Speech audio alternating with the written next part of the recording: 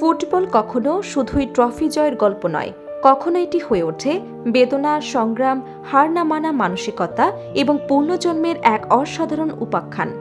প্যারিসের আলো ঝলমলে রাতেও সেই গল্পের কেন্দ্রবিন্দুতে ছিলেন একজন মানুষ, লুইস এনরিকে, যিনি ব্যক্তিগত জীবনের গভীরতম শোককে শক্তিতে রূপান্তর করে আবারও ইউরোপের ফুটবল সিংহাসনে নিজের নাম খোদাই করলেন। পিএসজিকে টানা দ্বিতীয়বারের মতো চ্যাম্পিয়ন্স লিগের শিরোপা এনে তিনি শুধুই একটি ট্রফি জিতেননি, লিখেছেন অনুপ্রেরণার এক নতুন অধ্যায়। গত রাতের ম্যাচের ফল ভিন্ন হতে পারত। দুর্দান্ত রক্ষণ ভাগ নিয়ে খেলা আর্সেনাল গুরুত্বপূর্ণ মুহূর্তগুলোতে আরও দৃঢ় থাকতে পারত। ডেভিড রায়া প্ল্যানটি ঠেকিয়ে দিতে পারতেন, কিংবা আর্সেনালও পেতে পারত ম্যাচের ভাগ্য ঘুরিয়ে দেওয়ার মতো একটি স্পট কিক। কিন্তু ফুটবল শেষ পর্যন্ত যদি কিংবা কিন্তুর খেলা নয়, বাস্তবতার নামই ফলাফল। আর সেই ফলাফল বলছে পিএসজি আরও ইউরোপ সেরা, আর লুইস এনরিকে আরও বিজয়ীর মঞ্চে। এই শিরোপার মাধ্যমে এনরিকে ইতিহাসের অন্যতম সফল কোচদের কাতারে নিজের অবস্থান আরও দৃঢ় করলেন। এর আগে 2014-15 মৌসুমে বার্সেলোনার হয়ে চ্যাম্পিয়ন্স লিগ জিতেছিলেন তিনি।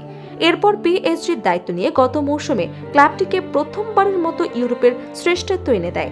এবার টানা দ্বিতীয়বারের মতো সেই সাফল্যের পুনরাবৃত্তি ঘটিয়ে তিনি প্রমাণ করলেন তার অর্জন কোনো কাকতালীয় ঘটনা নয়। এই জয়ের ফলে ইতিহাসের পঞ্চম কোচ হিসেবে 3 বা তার বেশি ইউরোপিয়ান শ্রেষ্ঠত্বের ট্রফি জয়ের কীর্তি করলেন এনরিকে।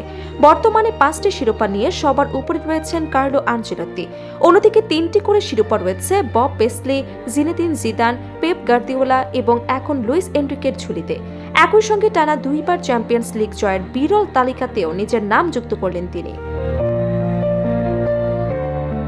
তবে এনরিকে গল্পকে শুধুমাত্র পরিসংখ্যান দিয়ে ব্যাখ্যা করা যায় না, কারণ তার জীবনের সবচেয়ে বড় লড়াইটা ছিল মাঠের বাইরে। 2019 সালে মাত্র 9 বছর বয়সে ক্যান্সারে আক্রান্ত হয়ে মারা যায় তার মেয়ে জানা। সেই শোক এনরিকের জীবনকে গভীরভাবে নাড়িয়ে দিয়েছিল। 2015 সালে বার্সেলোনার হয়ে চ্যাম্পিয়ন্স লিগ জয়ের পর মেয়েকে সঙ্গে নিয়ে মাঠে উদযাপনের যে ছবি ফুটবল প্রেমীদের হৃদয়ে জায়গা করে নিয়েছিল, সেটি আজও আবেগ ছড়িয়ে দেয়। বিশেষ করে মাঠে বাবা মেয়ের একসঙ্গে বার্সেলোনার পতাকা পুঁতে দেওয়ার দৃশ্যটি ফুটবল ইতিহাসের অন্যতম স্মরণীয় মুহূর্ত হিসেবে বিবেচিত হয়। সামাজিক যোগাযোগ মাধ্যমে সেই ছবি আবারও ভাইরাল হয়েছে এনরিকের নতুন সাফল্যের পর, কারণ মানুষ দেখেছে যিনি একসময় জীবনের সবচেয়ে মূল্যবান মানুষটিকে হারিয়েছিলেন, তিনি আবার উঠে দাঁড়িয়ে জয় করেছেন বিশ্বের সবচেয়ে মর্যাদাপূর্ণ ক্লাব প্রতিযোগিতা। পিএসজির ইতিহাসও এনরিকের এই সাফল্যকে আরও তাৎপর্যপূর্ণ করে তুলেছে। একসময় ক্লাবটি লিওনেল মেসি, নেইমার, কিলিয়ান এমবাপ্পের মতো মহাতারকাদের একসঙ্গে খেলিয়েও কাঙ্ক্ষিত ইউরোপীয় সাফল্য পায়নি। বিপুল অর্থ ব্যয় করেও অধরা ছিল চ্যাম্পিয়ন্স লিগের মুকুট। অথচ এনরিকে এসে বদলে দিয়েছে পুরো দর্শন। ব্যক্তি নির্ভর বদলে তিনি গড়ে তুলেছেন দল নির্ভর একটি শক্তিশালী কাঠামো, যেখানে প্রত্যেক খেলোয়াড়ের ভূমিকা স্পষ্ট এবং সমান গুরুত্বপূর্ণ। এনরিকের সাফল্য যেন নতুন করে মনে করিয়ে দেয় ফুটবলে শুধু বড় নাম নয়, সঠিক পরিকল্পনা, দর্শন এবং নেতৃত্ব সমান গুরুত্বপূর্ণ। ডাক আউটে যে একটি দলের সাফল্য ভিত্তি নির্মিত হয়, তার জীবন্ত প্রমাণ হয়ে উঠেছে এই স্প্যানিশ কোচ। ম্যাচ শেষে প্রতিক্রিয়ায় এনরিকে বলেন, এই সাফল্য আরও বিশেষ মনে হচ্ছে, কারণ আমরা জানতাম আর্সেনালের বিপক্ষে কাজটা কতটা কঠিন ছিল।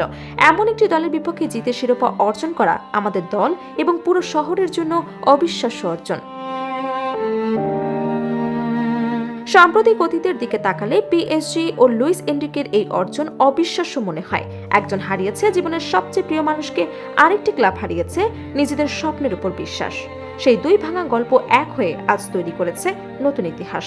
ফুটবল মহাকাশে তাই লুইস এনরিকে শুধু একজন সফল কোচ নন, তিনি অধ্যাবসায়, সাহস এবং পুনর্জাগরণের এক চিরন্তন প্রতীক।